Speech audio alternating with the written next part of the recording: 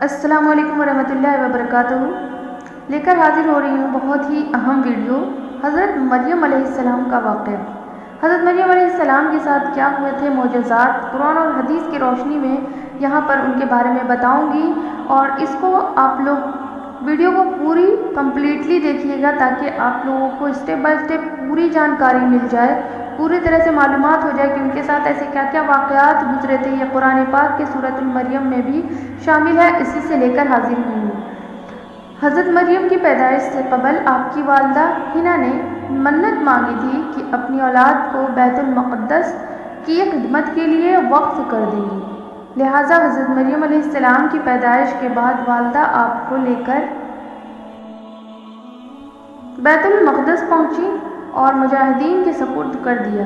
حضرت مریم علیہ السلام کی والدہ مسجد کے امام پیشوا تھے والد صاحب، اور آپ علیہ السلام کی پیدائش سے قبل وفات پا چکے تھے، لہٰذا ہر شخص آپ کو گود لینے کے لیے تیار تھا۔ قرعہ اندازی کے بعد حضرت مریم علیہ السلام کی پرورش کا ذمہ حضرت زکریا علیہ السلام، جو آپ کے خالو تھے، ان کے سپرد کر دیا گیا، اور مقبولیت خداوندی دیکھیے کہ مفسرین فرماتے ہیں حضرت زکریا علیہ السلام مسجد میں ایک حجرہ حضرت مریم علیہ السلام کے لیے بنا دیا تھا، جس میں کوئی دوسرا داخل نہ ہوتا تھا۔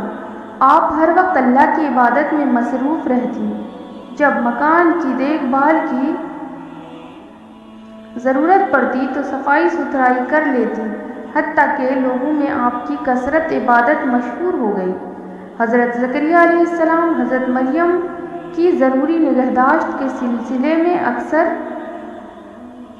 حجرہ میں تشریف لے جایا کرتے تھے۔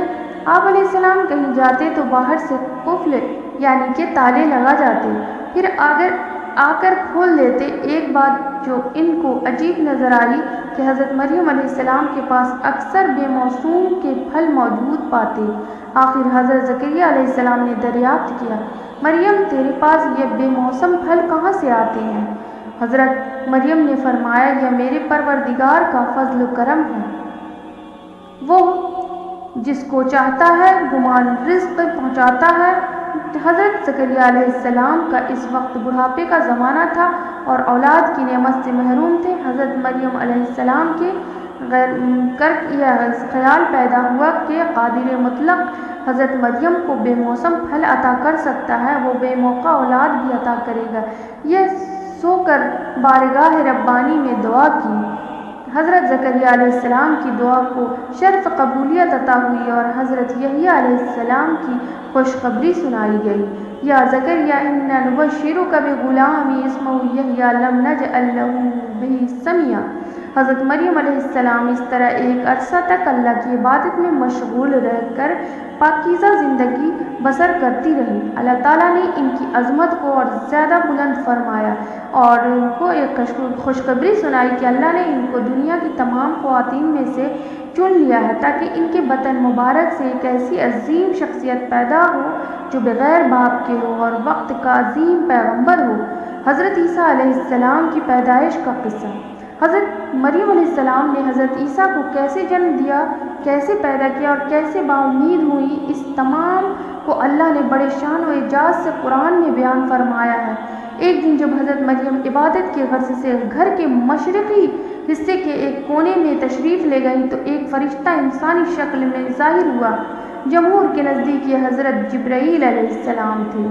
حضرت مریم علیہ السلام ایک انسان کو اپنے قریب دیکھ کر گھبرا گئیں اور خطرہ محسوس ہوا تو فوراً اس سے اللہ کی پناہ مانگنے لگی کہ اگر تم مومن ہو تو مجھ پر ظلم نہ کرنا۔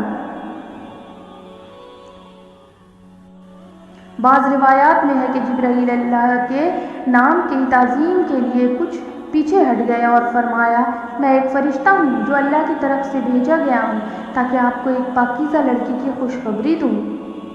حضرت مریم علیہ السلام کو انتہائی تعجب ہوا، وہ بولی، یہ کیسے ممکن ہے کیونکہ وہ شادی شدہ نہ تھی۔ فرشتے نے کہا، اللہ عز و جل ہر بات پر قادر مطلق ہے، اس کی۔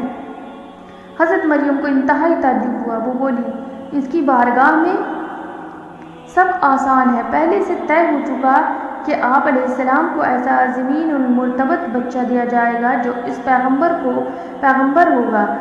بغیر باپ کے ہوگا اور دنیا جہاں کے لیے نشانی ہوگا۔ ایک روایت سے پتہ چلتا ہے کہ حضرت جبرائیل علیہ السلام نے ان کے گریبان میں پھونک مار دی، جس سے آپ علیہ السلام کو حمل ٹھہر گیا۔ علیہ السلام حاملہ ہوئی تو ایک دور جگہ چلی گئیں۔ اس بارے میں ایک قصہ کئی بزرگوں نے ذکر بھی کیا ہے کہ جب آپ کا حمل ظاہر ہوا تو سب سے پہلے بنی اسرائیل کے عابد و زاہد شخص وہب بن منبہ نے، جو آپ علیہ السلام کے خالہ زاد بھائی بھی تھے، انتہائی تعجب سے پوچھا، اے مریم، کیا بیج کے بغیر کھیتی اگ سکتی ہے؟ فرمایا، جی ہاں۔ بتاؤ، کس نے پہلی مرتبہ کھیتی کو پیدا کیا؟ پھر پوچھا، کیا بغیر مرد کے اولاد ہو سکتی ہے؟ فرمایا، جی ہاں، اللہ عز و جل نے آدم کو بغیر ماں باپ کے پیدا فرمایا۔ پھر کہا، اچھا، اپنی خبر بھی دو۔ حضرت مریم نے فرمایا، اللہ نے مجھے خوشخبری دی ہے اپنی طرف سے، ایک نشانی جس کا نام مسیح عیسیٰ بن مریم ہوگا، دنیا و آخرت میں صاحب مرتبہ ہوگا، لوگوں سے بچپن میں اور بڑھاپے میں کلام کرے گا۔ حضرت زکریا علیہ السلام کے متعلق بھی اس قسم کی بات محمد بن اسحاق رحمۃ اللہ علیہ فرماتے ہیں، جب حضرت مریم کے حاملہ ہونے کی خبر بنی اسرائیل میں عام ہو گئی تو بہت سے افراد نے حضرت زکریا علیہ السلام کے گھر آنا جانا بند کر دیا اور آپ علیہ السلام پر الزامات اور بہتان لگانے لگے۔ حضرت مریم علیہ السلام نے لوگوں سے علیحدگی اختیار کر لی اور دور تنہائی میں چلی گئیں۔ جب دودھ زہ شروع ہوا تو آپ نے ایک درخت کا سہارا لیا اور تنے کو پکڑ کر نیچے بیٹھ گئے۔ حضرت انس رضی اللہ تعالیٰ عنہ سے منقول ہے کہ کھجور والی جگہ وہی ہے جہاں لحم بنا ہوا ہے۔ درد سے بے چین بدنامی کا خیال، آخر گھبرا کر کہنے لگی، کاش میں پہلے مر گئی ہوتی اور بھولی بسری ہو گئی ہوتی۔ ایک قول کے مطابق یہ پکارنے والے حضرت جبرائیل علیہ السلام ہیں، دوسری روایت کے مطابق حضرت مریم کے بیٹے حضرت عیسیٰ علیہ السلام تھے۔ ابن جریر سے روایت ہے،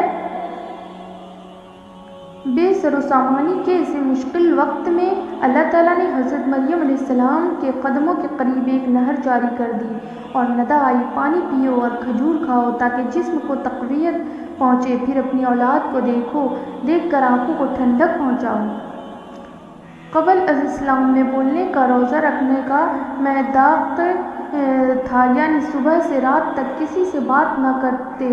بعد میں یہ حکم منسوخ ہو گیا، لہٰذا حضرت مریم علیہ السلام کی پریشانی دور کرنے کے لیے کہا گیا، اگر تم سے کوئی شخص اس بچے کے بارے میں پوچھے تو اشارے سے کہہ دینا کہ میں نے چھپ کر روزہ رکھا ہے۔ جب حضرت مریم علیہ السلام کو کچھ تسلی ہوئی اور حضرت عیسیٰ علیہ السلام پیدا ہوئے،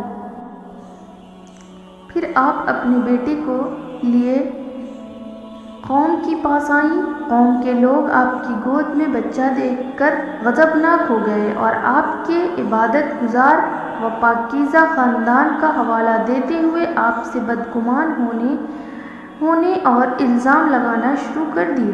جب حالت زار تنگ ہو گئی اور سمجھ بوجھ کئی دروازے بند ہو گئے اور توکل کا مدار صرف اللہ کی ذات رہ گئی، تب حضرت مریم علیہ السلام نے بچے کی طرف اشارہ کرتے ہوئے کہا کہ اس بچے سے بات کر لو، تمہارے سارے سوالات کے جواب یہ دے گا۔ سرکشی لوگوں نے کہا، بھلا یہ دودھ پیتا بچہ ہمارے سوالوں کے جواب کیسے دے گا؟ ہم کیوں کر اس سے گفتگو کریں؟ قوم کا یہ کلام سن کر حضرت عیسیٰ علیہ السلام نے تقریر شروع کر دی، جس کا ذکر اللہ تعالیٰ نے قرآن مجید میں یوں فرمایا ہے۔ ترجمہ، اور جب بچنے فرمایا، میں ہوں اللہ کا بندہ، اس نے مجھے کتاب دیا ہے اور مجھے نبی کیا، اس نے مجھے مبارک کیا، میں کہیں ہوں، مجھے نماز و زکوٰۃ کی تاکید فرمائی جب تک میں جیوں، اپنی ماں سے اچھا سلوک کرنے والا، اور مجھے زبردست بدبخت نہیں بنایا، اور سلامتی ہے مجھ پر جس دن میں پیدا ہوا اور جس دن میں مروں اور جس دن زندہ اٹھایا جاؤں گا۔ اسرائیلی روایات سے یہ ثابت ہوتا ہے کہ حضرت عیسیٰ علیہ السلام کی زندگی سے متعلق اسرائیلیات میں بے شمار واقعات موجود ہیں۔ متی کی انجیل میں، جو حضرت وہب بن منبہ سے منقول ہے، حضرت عیسیٰ علیہ السلام کی ولادت کی شب فارس فارس کے بادشاہ نے آسمان پر ایک نیک ستارہ روشن دیکھا۔ نجومیوں سے دریافت کیا تو بتایا گیا اس ستارہ روشن دیکھا۔ نجومیوں سے دریافت کیا تو بتایا گیا اس ستارہ کا طلوع کس عظیم الشان ہستی کی پیدائش کی خبر دیتا ہے جو ملک شام میں پیدا ہوئی ہے۔ بادشاہ نے خوشبوؤں کے عمدہ تحفے دے کر ایک وفد کو ملک میں روانہ کیا۔ ملک شام پہنچ کر وفد نے یہودیوں کی بادشاہ ہیروڈس سے تمام معلومات دریافت کرنا چاہی۔ وفد کی زبانی واقعہ سن کر بادشاہ گھبرایا اور پھر وفد کو اجازت دے دی کہ وہ بچہ کے متعلق معلومات کر لے۔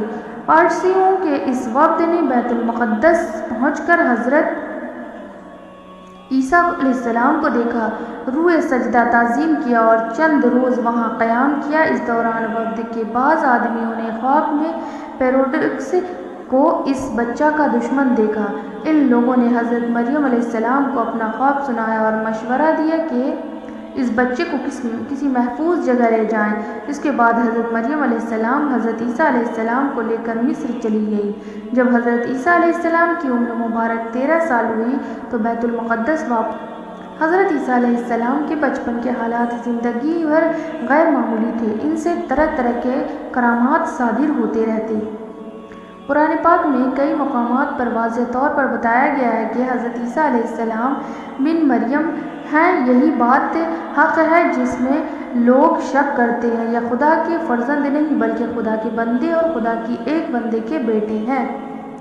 ہر دور میں دینی عقائد کو پامال کرنے والے پیدا ہوئے، پھر انہیں ڈرایا گیا کہ باز آ جائیں ورنہ پہلے قوموں کی طرح تہس نہس کر دیے جائیں گے۔ تباہی ان لوگوں کے لیے جو کافر ہوئے۔ موجودہ دور میں نبوت کا دعویٰ کرنے والا مرزا قادیانی کا فتنہ جو ابھی بھی موجود ہے، حضرت مریم علیہ السلام اور حضرت عیسیٰ کے حوالے سے کفرانہ عقائد کا پرچار کرتا نظر آتا ہے۔ آپ کا خاندان بھی نہایت پاک اور مطہر ہے۔ 3 دادیاں اور نانیاں آپ کی زناکار اور کیسی عورتیں تھیں جن کے خون سے آپ کا وجود ظہور پذیر ہوا۔ مرزا کا بھی عبرتناک انجام ہوا۔ اسے مختلف جسمانی اور نفسیاتی بیماریاں لاحق تھیں۔ اس کی موت پاخانے میں واقع ہوئی۔ بخاری شریف میں حضرت عبادہ بن صامت رضی اللہ عنہ سے مروی ہے کہ رسول اللہ صلی اللہ علیہ وسلم نے فرمایا، جس نے گواہی دی کہ اللہ کے سوا کوئی معبود نہیں، وہ اکیلا، اس کا کوئی شریک نہیں، اور محمد صلی اللہ علیہ وسلم کے بندے اور اس کے رسول ہیں، اور عیسیٰ علیہ السلام اللہ کے بندے اور رسول ہیں جن کو اللہ نے مریم کی گود میں ڈالا، اور اس کی روح میں، اور جنت حق اور جہنم حق ہے، تو اللہ اس کو جنت میں ضرور داخل فرمائیں گے چاہے وہ جیسے بھی عمل لے کر آئیں۔ جزاک اللہ خیر۔ ملتی ہوں نیکسٹ ویڈیو میں، تب تک کے لیے دیجیے اجازت۔ اللہ حافظ۔